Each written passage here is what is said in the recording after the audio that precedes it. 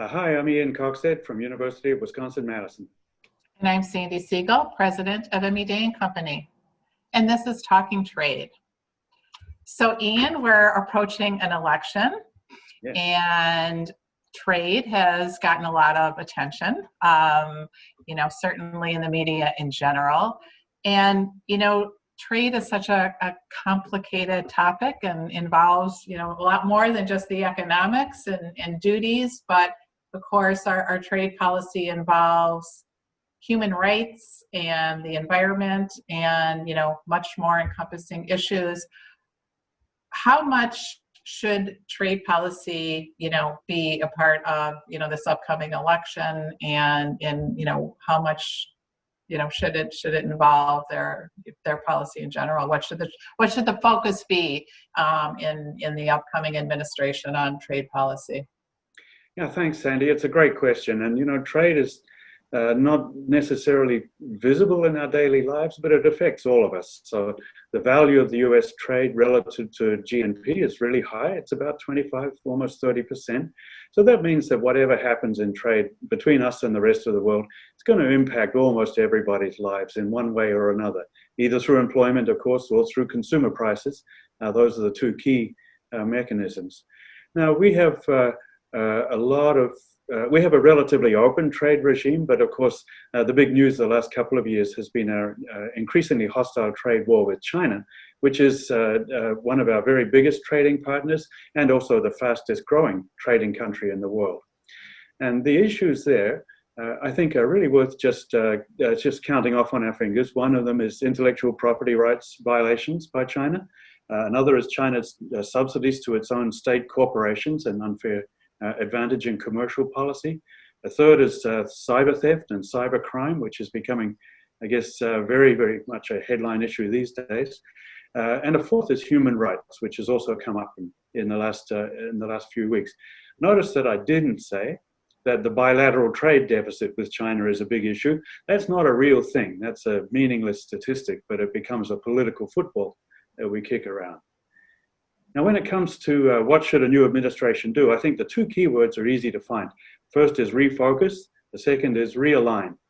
By refocus, I mean with China, identifying those key issues and then really zeroing in on those rather than using across-the-board tariff measures which invite retaliation and turn out not to be very effective at achieving those goals. So refocusing means more efficient ways to address the problem, and also I think reducing the spread of the pain, if you like, from trade disputes right across the US economy. As for realign, well, I think the Trump administration has really relied very heavily on executive orders and other special measures. These don't require them to go to Congress. They don't require any domestic review, and they certainly don't require the collaboration of international groups or our trade partners elsewhere. And that go-it-alone approach has turned out also not to be very effective. It's been really costly, and it's opened up the administration, I think, to a lot of charges, including kind of backdoor deals over companies like TikTok. So going forward, I think any new administration needs to double down on the specific issues, build better domestic and international support for what they do, use predictable tools, and above all, especially here in the Midwest, reassure non-combatants like farmers in the Midwest that their interests are not at stake in these disputes. Right.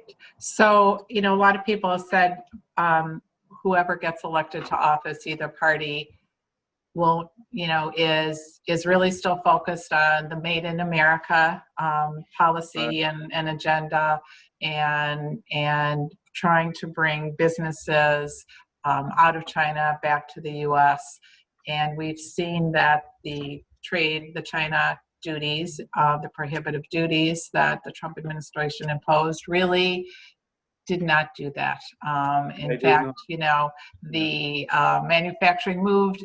If it moved at all, it moved from China to elsewhere in Asia, and the additional duties were paid by U.S. companies and consumers like you and I. I think a bit of a misnomer that China paid for those additional duties, and And as you say, at the same time, we're using this sometimes to deal with other concerns in business and human rights and forced labor and so forth. So, how we do that. Do we look to our allies to try to form partnerships, and are there more benefits as a team, if you will, as a group, in trying to negotiate some of these common goals? Absolutely, there are.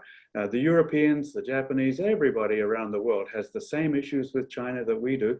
And so it sure makes sense to have a united front on that. And again, this is a way of ensuring much more effective negotiations with China, and also reducing the risk of retaliation that will hurt the US relative to other trading partners as well. So I agree. Well, it will be interesting to see. I am very anxious to chat with you again after next week's election and see what the outcome is from there, and hopefully a positive one. We'll be watching this with great interest, Sandy. Thanks again, and we'll see you next time. Thank you. Bye.